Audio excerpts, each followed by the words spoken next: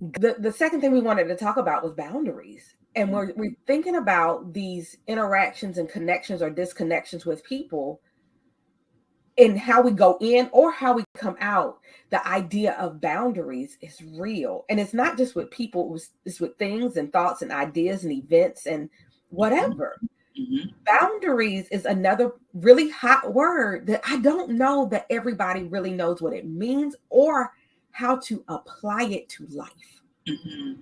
So when you are thinking about boundaries, what are boundaries? Yes. So boundaries are, like in our physical world, right? They define where we can and cannot go, right? Very clear. This is a fence. The fence says that this is mine and this is yours, right? If the gate is open, it means that you can come in, right? And I allow you into this space. When I talk to clients, I like to share it that way, right? Like there is the road, here is the fence. I've allowed you to come into the yard. You can hang out in the yard. We can do everything right here. See back there, that's the house. Not everybody else gets to go into the house, right? Right. But we can hang out right here. And if I'm not even comfortable with you coming inside the fence, guess what? There's a door to the fence. We can hang out on the other side of the fence. We can talk, right? We can still engage. But because I haven't yet decided whether or not you can come in, right? And hang out on the porch and do all the things. But if I've allowed you to come into the house, right? I've allowed you to come into the most sacred parts of myself. Then I'm inviting you to be comfortable with what my vulnerabilities are. Because if you let somebody into your house, you're kind of like, they're going to see everything that's out of sorts, right? So because that's physical, right, you can see that. That's clearly defined. Personal boundaries are not clearly defined. Mm-hmm. We have to be able to communicate them. We have to communicate what's comfortable for us. We have to communicate what doesn't work for us. And because many of us have been disarmed as little people, we are the generation of parents that are trying to reinforce arming our little people so that they become adults who are okay vocalizing and exercising, that doesn't work for me. I don't feel comfortable with that, and being okay with that. Because before we were told to, hug so-and-so and say goodbye to so-and-so, hug and you just like, don't be disrespectful. We were told we're being disrespectful when we were trying to honor, like, no, something doesn't feel good here, right? And if you haven't given me the words or the language to define that my inner being is saying that's a no, then I need to be able to honor that, right? So being able to honor the comfort and the discomfort, the ease and the dis-ease, that's where we find our personal boundaries, and to be able to vocalize it. And the challenge, I promise you, boundaries change every day, right? So you could get used to one thing with one person. They were like, well, I thought yesterday. Yes, that was yesterday. And today that doesn't work for me. And that can be really irritating. Funny, but it's the whole idea, like, yesterday's price is not today's price.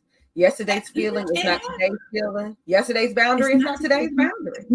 It's not. And to be okay to not only verbalize that, but to enforce it and reinforce it. So a lot of times I'll hear folks say, well, I set my boundaries and they just didn't care. They asked me anyway. Well, that's not personal. It's human nature. We are going to advocate for ourselves, right? And so advocating for myself means asking you again. Then I'm going to ask you again. Like, are you sure? Because last time you did a really great job and I really enjoyed working with you. And you're like, no, my calendar is full for that. I just don't have any room for that. Oh, please. And so we find it to be disrespectful that the person is like begging and pleading, and it's not. They're advocating for their need. You just have to hold the line. You have to hold the line, because as soon as you say yes to everything else that comes with it, right? The next thought that comes in your mind, you're like, why did I do this? That's a surefire like indication that's a no. And then be okay to go back and say, you know what, on second thought, I thought I was going to have time to do it. It's not going to work. On second thought, I thought this aligned, but I recognize that this doesn't work. It's okay to go back and say it doesn't work. We are often afraid of that interaction or that rejection that we just hold on to it. And then we hold on to being vexed. I don't know why I said yes. I got too much to do, blah, blah. We go into that hole and we stressing ourselves out.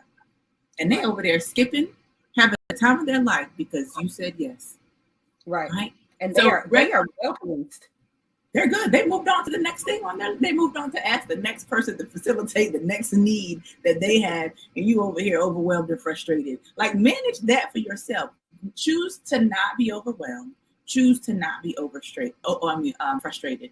Choose to make room for life, because there's going to be some stuff that just pops up and you have overcommitted yourself to some things that you probably could have said no to anyway, because things are always going to pop up and they're going to overwhelm you, right? So boundaries start, being able to honor your boundaries start with being really clear about where you feel discomfort and giving yourself the space and the time to be like, let me think about it. Let me get back to you. So you can sort out how you feel, check your calendar before you overcommit yourself, and then make a real response that's bound in wisdom, right? Wisdom that you know that you're about to pop off because you said yes to some things that you should have said no to. I love that, having a response with wisdom. So, and I think that some of the people that we have the hardest time making sure we do that are to people who we really like, love, and or feel indebted to. Yes. Like they've done something for us, so we feel like we have to say yes to them. I know I have done that. Mm-hmm. And have said yes to things. And I mean, like sometimes a year or two in advance, like, yes, absolutely. And somebody calls you on your yes from a year or two ago, and they'll call you on that yes. Yes. And then you're like, oh man, like, but right now, and the way I feel, like yesterday's boundary wasn't today's boundary, and my today's boundary says, heck no, I cannot do that, or I don't feel like it, or I have some other opportunities that have shown up and I really want to take advantage of those. They're benefiting me in different ways. And how in the world do you now change that boundary with somebody who is excited? I mean, excited about the old boundary or the old yes. And where's there a difference between setting a new boundary and keeping or failing to keep a commitment?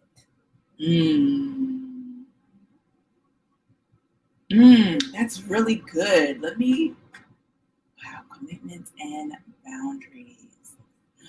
What sticks out to me immediately is securing the relationship.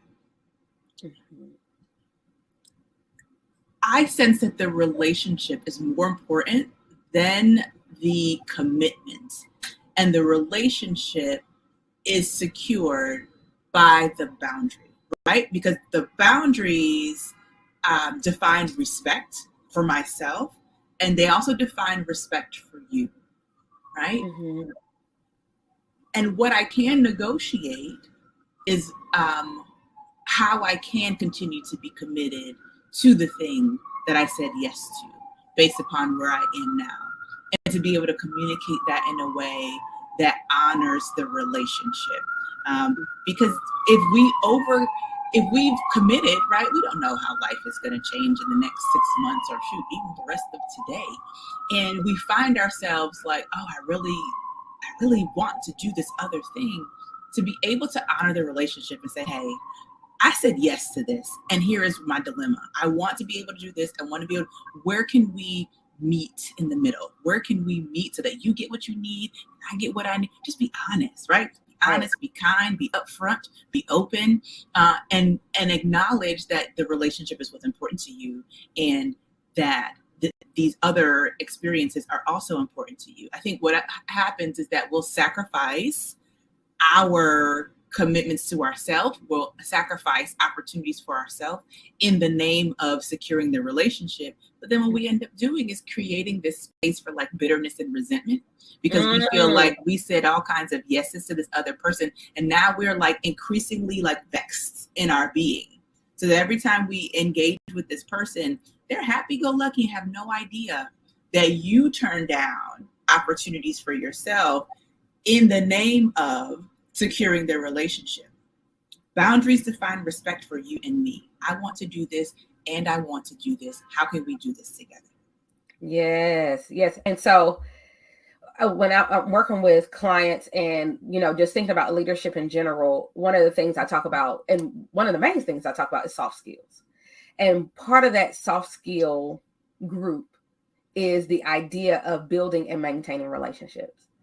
And so when we think about the people and things that we commit to, and we get to this place where there's a new boundary, we also have to look at how, or if we even really built a relationship with that individual or that organization, that company in the first place. Because if you did, then there's that negotiation point. Right. We can all be happy here. Right. I want you to, you understand, you're my boo. I love you. I love this organization. I love this.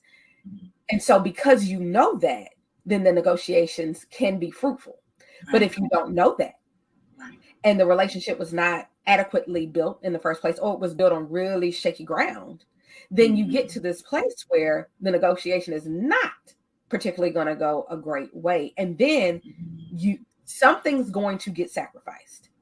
Yeah. And something may be severed. So sacrifice and severance could be a duo thing. Thinking about, can you negotiate boundaries if you don't have a real relationship?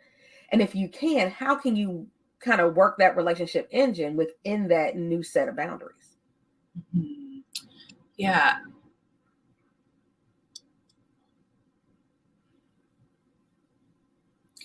It's the honesty piece, right? This opportunity has come up, and I need to kind of rethink or re-streamline what we have available, right? Because I think about in worlds where there may not be like that kind of deep connective relationship, say, like a doctor's appointment, they're just like, so-and-so needs to reschedule. And you're like, rework my whole day to come to this appointment, right? And so you're appreciative, right? If it comes in like enough time, there's also this expectation on the other side that if you need to reschedule, that you do so in a period of time. And so I think it's important for us that when the lines are blurred in the kinds of relationships that we have, that we're just honest and say, here are some other opportunities, or here's what I have available, right? That customer service 101, this is what I can do.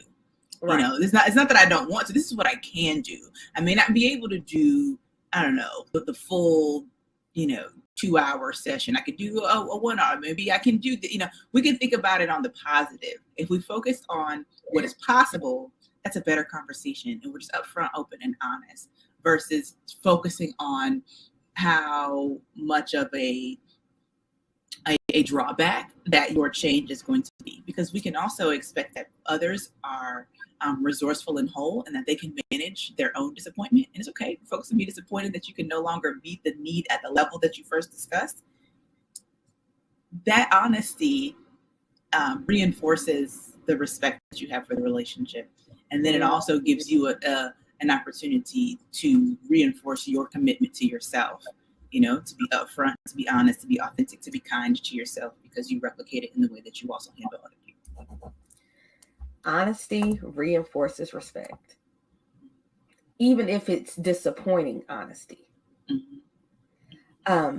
There's some news that has to get shared, and sometimes you already know the person is just not going to be pleased. Right. But it's better for them to find out from you. Absolutely. And find out in somewhat of a timely fashion. It may not even be that timely, but as soon as they could have from you, rather than hearing it hearsay, rather than hearing speculation, and then getting their feelings hurt. That's huge. That's huge. Because it's something about, in any level of relationship, anytime it's starting to be said, that I expect to hear certain things from you. I expect to hear it from you. I don't, if I hear it in the streets before I hear it from you, then Houston, we have a problem. And it's not about the news itself. It's about the way it was delivered to me. Mm-hmm. Don't make me go hunting for this. I shouldn't have to Wikipedia your answer. Right. And then the boundaries of relationship changes, right?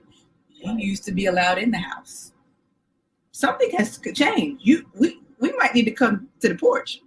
Right. We need we something has changed. And people have to understand there is a possibility that you can go from the house to the fence real quick. Yeah. And it's not personal. It's not personal. This is how I protect myself. This is how I manage myself, as opposed to allowing you, like I know it, and allowing you to continue to be in my space. And you see it within like close friends or in families, or in workspaces where like ideas have been used without credit. Like it's you're uncomfortable.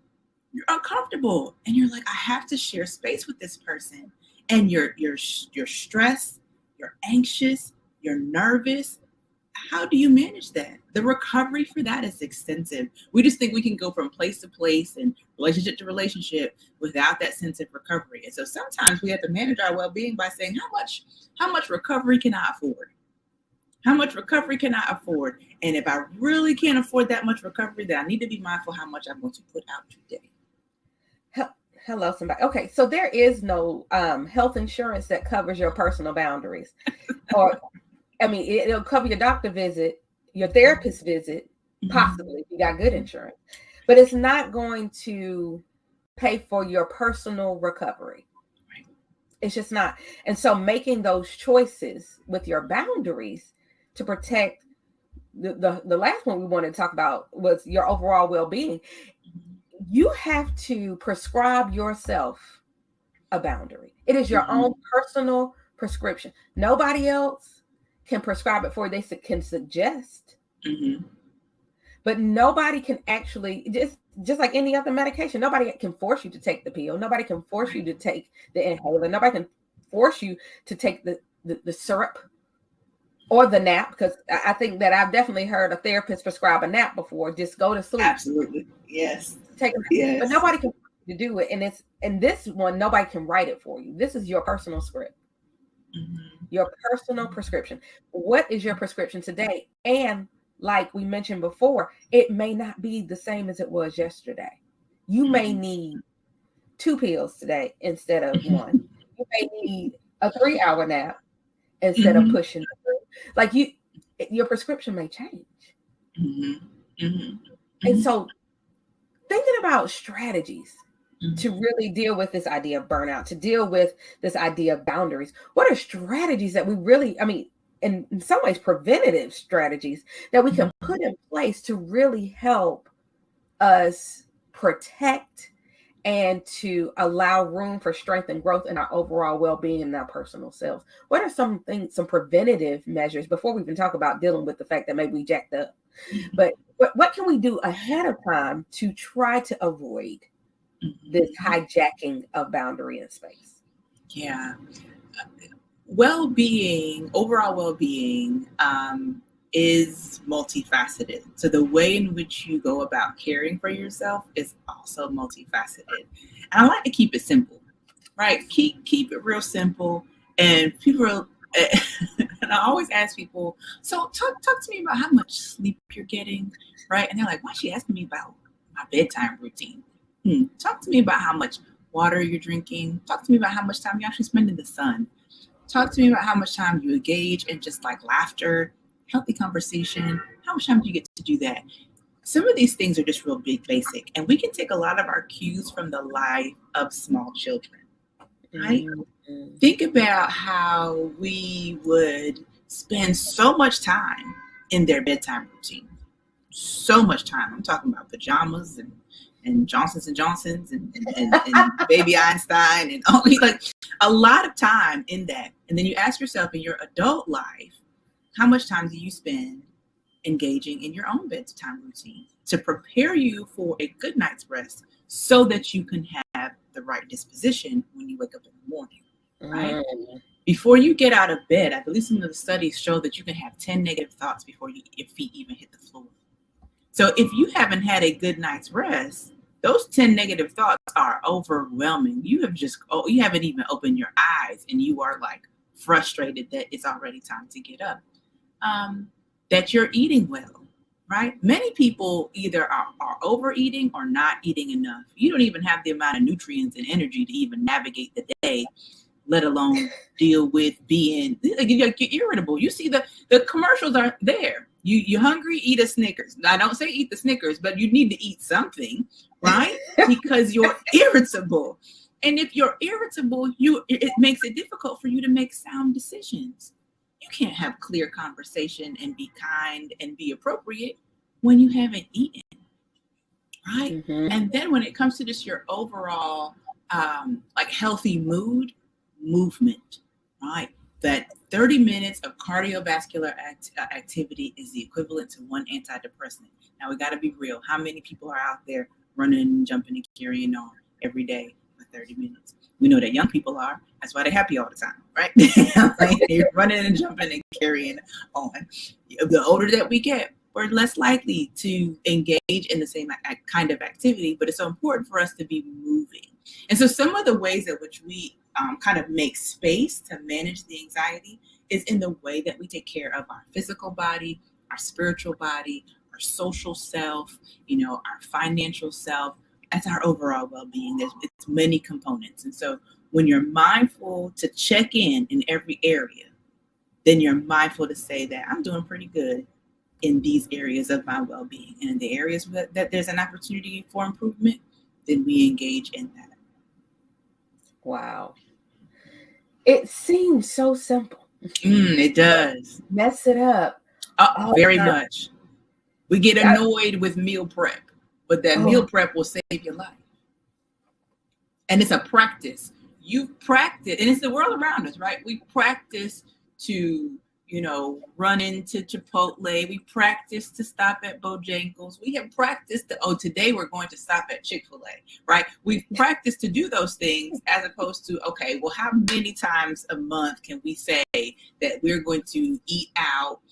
Because this eating out food kind of impacts us differently, right? Mm-hmm. Because it's not just the eating part, it's social connection, right? It's engaging in conversation while we're eating.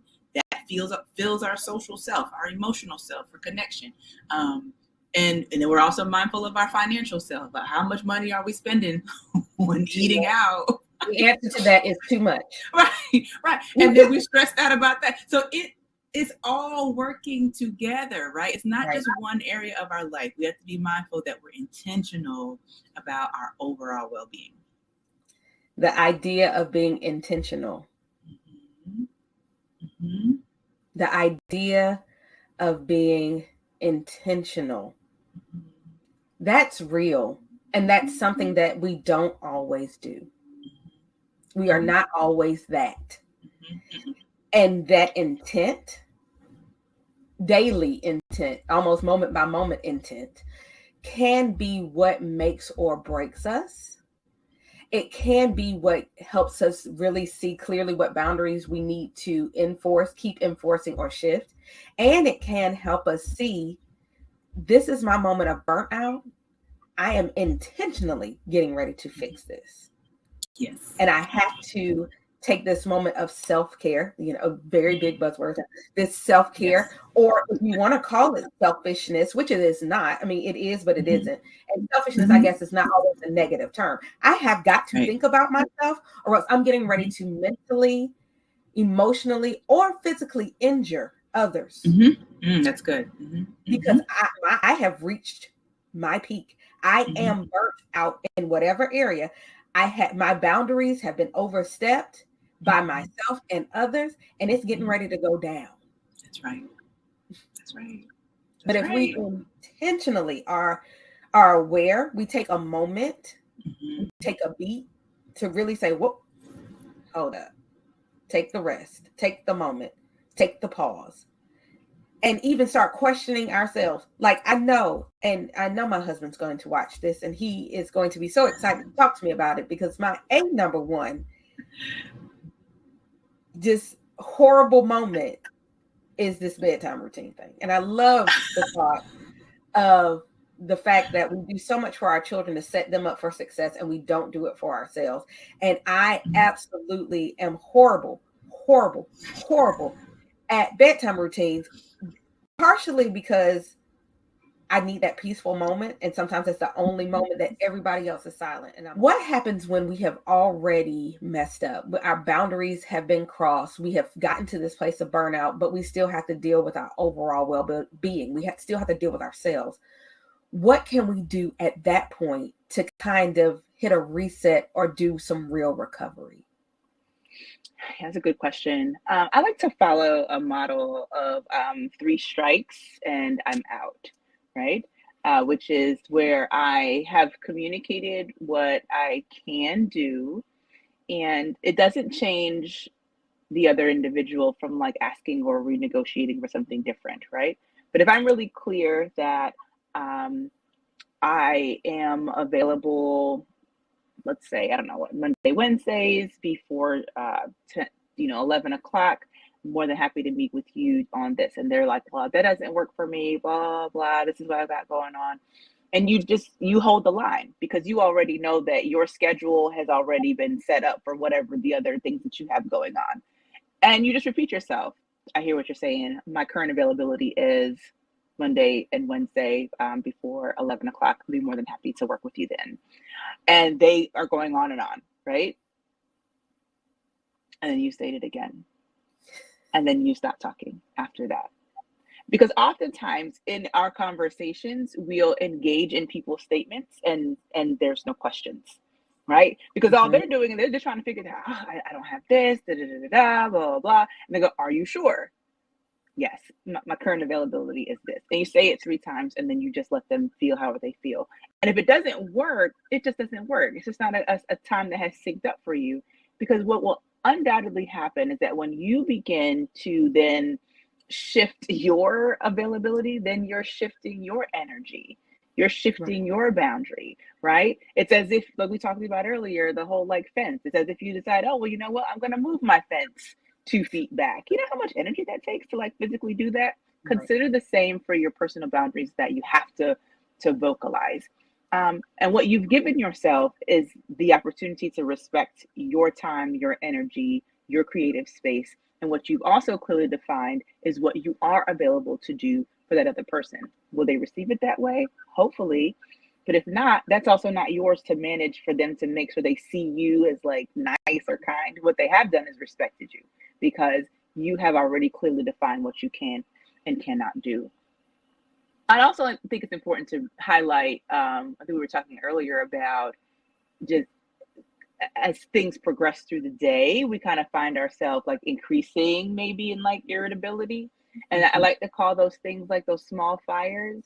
As the small fires come up throughout the day, it's important for us to pause and address each fire because we know that any fire left unattended is going to swell, right? So if I wake up late and I'm irritated, that's a small fire. Go ahead and address what happened. Did I miss the alarm? Did I, what was going on? Let me address and do some adjustments on that so that I don't carry the energy of that disappointment to the next part of my day. Because something is going to happen throughout the day. Right. We've all interacted with that person that you say, okay, you pass me that pen, and it has turned into something else, and you're just like, all I did was ask them to pass me a pen. There's always something. People are always asking me for stuff, and you're just like, oh my gosh, where did this come from? But that's evidence that they haven't managed all of the other fires and before that. So when you're talking about managing your overall well-being, keeping the relationships intact, it's important that your relationship with yourself is just as important as the other relationships that are outside of you that you're trying to keep intact as well. Respect yourself so that you can respect others, right? Respect your time so that you can respect the time of others. Respect your health and your overall emotional well-being so that you can respect the health and overall emotional well-being of others. Absolutely. And it's not selfish to start with self. And even if it is, then in that case, selfishness is great. Get your own mask on first before you try to put on the mask of somebody else. 100%. Otherwise, we'll both just be passed out, and that's not true. Wishing we had that little piece of oxygen right here in our life. Dr. Sannyu, you have given us the greatness. Yeah. You have given us the greatness. If somebody says, oh my goodness, that Dr. Sannyu lady, she is amazing. I want to find her. How can they follow you, find you, get Dr. Sannyu in their life? Absolutely. Available on my website, drsannyu.com, and as well as on social media. You can find me on Instagram, Facebook, not Twitter so much because I'm trying to be mindful of how the engagement is going on over there. So, but you can find me out there. It's all the same, Dr. Sannyu. Just mindful. I'm like, okay. Yeah, people might not have that together. Twitter is a different land. It's different. It's different, and it's okay. It's okay. A lot of changes going on in our world, so we just got to be mindful. Right, and be aware, and set your boundaries. 100%. Well, right. Thank you so much for being my very first guest here in 2023. Yes. It's been great. We are starting this season off with some real thought-provoking information and some things that we can sit down with and really help change our lives now. Now. Absolutely. So everybody out there, I hope you've enjoyed this broadcast of Leadership Live 2023 with Dr. Renita and friends. Once again, my wonderful guest, Dr. Sannyu, with her gorgeous and fabulous self. And know that we'll be back next week with another guest. It's going to be fabulous. It's going to be amazing. But my encouragement to you, as always, is to keep your leadership all the way live. I'll see you next time. Bye, everybody.